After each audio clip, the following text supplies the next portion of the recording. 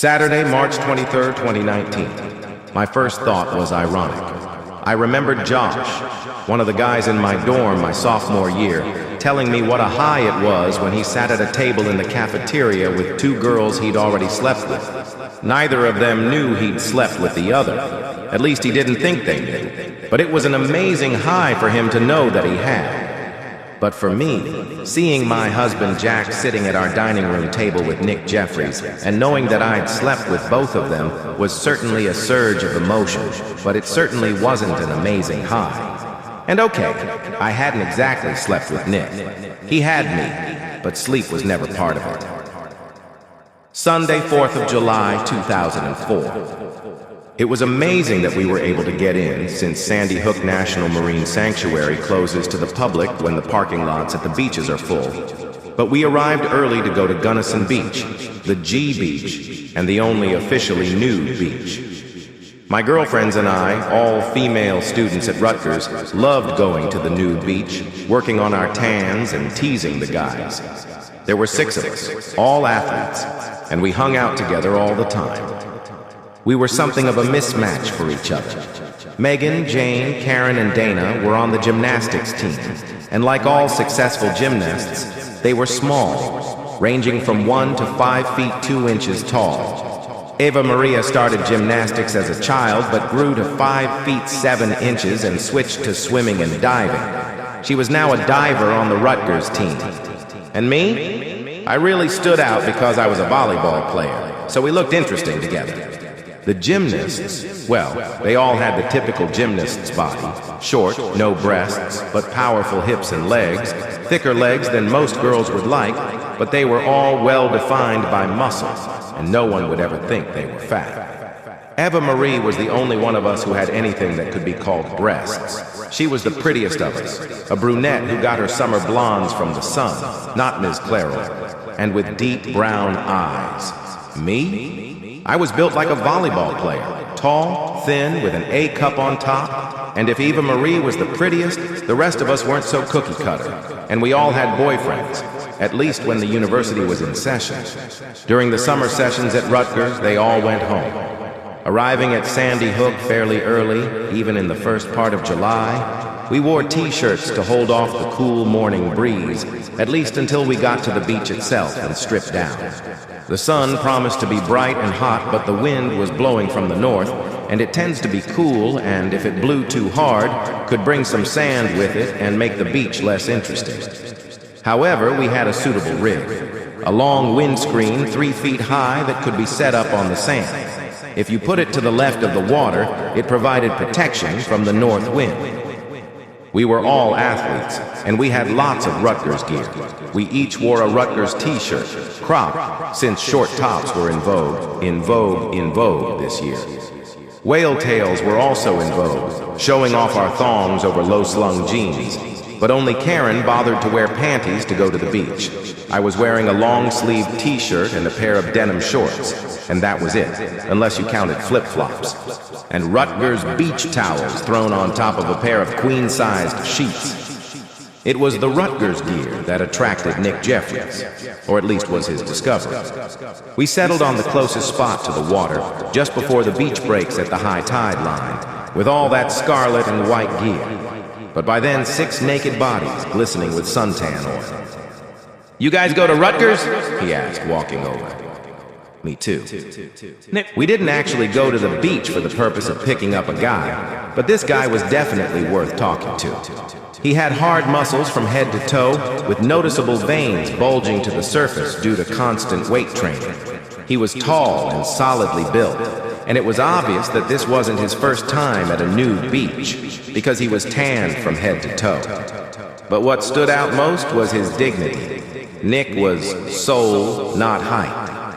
We didn't really invite Nick to sit with us, but he agreed anyway, and we actually had a lot to talk about, aside from the fact that we were naked. Turns out he's a jock, too, a midfielder on the soccer team, and he was in summer session to tighten up his GPA. His GPA wasn't too low, he said, but it's a lot harder to study during the season, so he takes the minimum number of hours in the fall to stay full-time, and then takes more classes in the spring and also takes classes during the summer semester. Nick didn't know us, but we knew him. Not personally, but by reputation. No, not by his reputation on the soccer field, where he wasn't the primary player, but was the first backup on the outside during the passing game. No, it was his reputation in the sack that preceded him. He hit on a couple freshman girls as soon as school started, and they talked a lot about what a sex god he was. A lot of girls said he should be a porn star. And when I say a lot of girls, I mean a lot of girls. Nick wasn't a guy by any means because he was always looking for the next girl. And by the end of sophomore year, which was last spring, he had supposedly slept with 100 girls, but most of them only once or twice. Heck, there was practically a line to get into Nick's pants, including many of the girls who had regular boyfriends. There was even talk of gay guys wanting Nick to fuck them, but he made it clear to the first couple who proposed to him that he wasn't okay with that. He didn't hit any of them, but when you stand 6 feet tall and weigh 245 pounds, your no means no. So we all met the campus sex god, and we were all totally naked. Is that right? Like I said, I wasn't the prettiest of us, but I didn't make the clock stop either. I was much taller than most of the girls, though still shorter than Nick, but I felt like maybe he was paying a little more attention to me than the rest of us. We'd been chatting for about an hour when Nick got up to pick up his stuff, which was on a few towels. "He's after you, Katie. Are you going to fight him?" "Karen, what, you think I'm just going to sleep with him right on the beach? No way!" But I did sleep with him right on the beach. We got in and out of the water several times, and when we all needed to re-tan, Nick was always there to take care of my back. Damn, that man knew what he was doing. We had lunch on the beach at a hamburger and hot dog vendor who had set up shop right on the beach. It must be interesting to work when hundreds of naked people come up to you for food. Anyway, after we ate, Nick offered to take me for a walk on the beach with him. In a way, I felt it was wrong to be picked out of the whole group, but the others just smiled broadly and told me to go ahead. So Nick stood up, took my hands, and pulled me towards him. I didn't say yes, but I didn't say no either. One thing about Gunnison, the official beach isn't that long, but there is over a mile of beach south of the end of protected beach sign, and people make their walks in that direction. There is a gay section of nudist beach around that sign, but soon we were south of it, away from other people's towels, walking and talking, when Nick took my hand. Yes, I knew where this was going, but Nick did it tactfully. I guess that was his seduction technique, just being pleasant and attentive, without being intrusive, just enough to make a girl wonder if he was going to try to get into my pants. Not that I wasn't wearing them, or not. Whatever it is, it makes a girl, all girls in fact, swoon in anticipation, and the girls have already decided that yes, they are going to sleep with him. They want to sleep with him before he even makes his move. We walked the better part of a mile south to where the crowded beach was just a blur in the distance, and the couples strolling along the beach had dwindled to just a few people. We were laughing and splashing and walking when Nick took my hand and pulled me further from the water toward a fallen tree that lay near the line of dunes. It must have stood there for years, because all the bark was weathered. Standing there, he kissed me, and kissed me, and kissed me. I never said yes, but I never said no either. And let's face it, by this point I wasn't about to say no. Until we had sex. I was completely exhausted when Nick finally lowered me to the ground.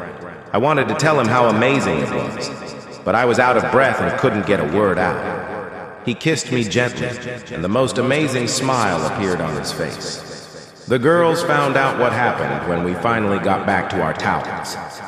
Yes, anyone who looked knew what had happened.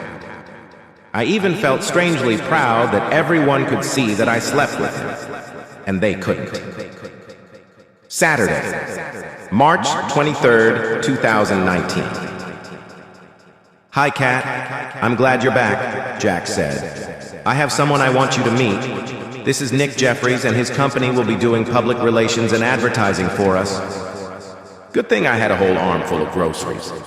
That gave me time to say, "Nice to meet you," and then turn around and put them on the kitchen table before shaking his hand.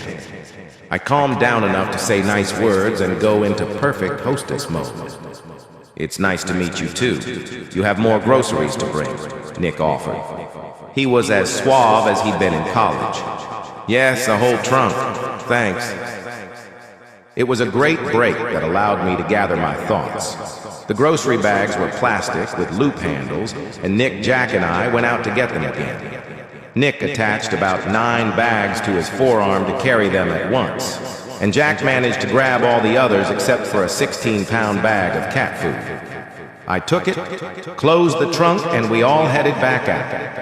It was completely casual. Nick helped put the groceries out with me and Jack. A lot of it was obvious, since we had a large pantry that Jack had built, and Nick could easily see where things were put. I cleaned most of the stuff out of the refrigerator myself. When that was done, I was able to say in a perfect tone of voice, "Coffee, Nick, or something to eat?" We ended up getting simple sandwiches, pastrami on rye bread with mayonnaise and sauerkraut. In the back of my mind, I was thinking about how sandwiches like that would mess up my breath so badly that it wouldn't occur to Nick to kiss me if Jack wasn't looking. Jack wasn't a virgin when we met, and I certainly wasn't either. We both knew that each of us had had lovers in the past, but other than confessions, we didn't talk about it. I knew he had lived with a girl named Marcy while at Columbia University, but I'd never seen a picture of her, didn't remember her last name. Jack had told me, but I'd forgotten, and didn't know much about her at all. Jack knew I had boyfriends, and was somewhat surprised at my casual attitude toward nudity. But I told him it was natural. Being an athlete, I showered and changed clothes in front of other people every day. It wasn't a big deal to me. The fact that I ended up with Jack was a bit of a surprise, because at 6'2", he was 3 inches shorter than me. That was one of the things about my height. A lot of guys were intimidated or didn't want to be seen with a girl taller than them, but Jack wasn't intimidated by it at all. He was strong and slightly barrel-chested, definitely a strong, virile man. Several women I knew offered to swap husbands with me, always in jest, but I always felt that if I did, they would. I met Jack at Fordham Law School. We were both in our 3rd year then, but we weren't dating then. Heck, law students don't have much time for anything but studying. No, we hit it off when I was working in the district attorney's office in the Bronx, and he was working at a small criminal law firm. I was second chair in the trial of a particularly nasty drug dealer, and Jack was his attorney. Jack did as good a job as he could, but the most he could do was set things up so that the judge wouldn't give his client the maximum sentence because his client had left DNA, fingerprints, and torn clothing at the crime scene, which is why he ended up getting arrested. The sentencing didn't end until 4:30, and Jack took me out to dinner to reminisce about old times. I didn't get into bed with Jack that night, but his quiet strength impressed me. He was fun and attentive, and yes, he flirted, but in such a subtle way that I could understand it without being too intrusive or offensive. By the end of dinner, we agreed to meet again. It was the summer of 2015, and Jack and I had a couple of casual New York dates when he asked me if I wanted to go to the beach. At the time, I surprised him with my attitude toward nudity. He was thinking of someplace like Rockaway when I told him about Gunnison. We hadn't had sex yet, so the thought of him seeing me naked piqued his interest, and we went. Things had changed in Gunnison. The vendor on the beach was no longer there, replaced by a food stand near the bathhouses where you had to dress up. There was more concern about preserving the dunes, and the park rangers didn't want people going south beyond the protected beach area. But it was still hot and wild and sexy, and Jack was fascinated by the plump breasts. I knew he would be too.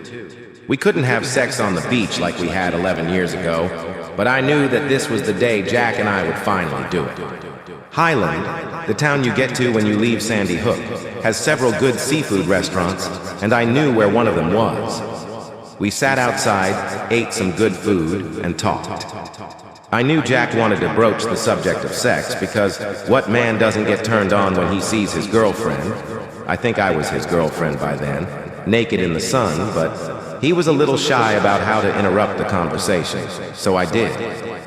I asked him to take me to his house and put me to bed. Jack turned out to be pretty decent in bed, and that was a very good thing. Jack was of average height, but above average in skill.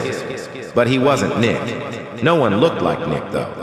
I'd had a few guys at Rutgers, and they ranged from average to pretty good, but no one came close to Nick. Nick screwed me 4 more times in high school, probably as many times as no girl had ever gotten it from him, and it was always sensationalized. My girlfriends questioned me about his behavior, and all of them except Eva Maria, the prettiest of us, took turns sleeping with him. It was interesting to listen to Karen, who is 6 feet tall, tell me what it was like to have fun with a guy 6 feet taller than her. I guess it's one of those things guys worry about.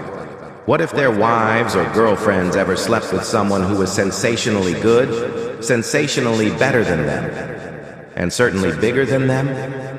Would we spend time in bed with our boyfriends fantasizing about someone better? Well, yeah, sometimes. Sometimes. Not always, of course, but definitely sometimes.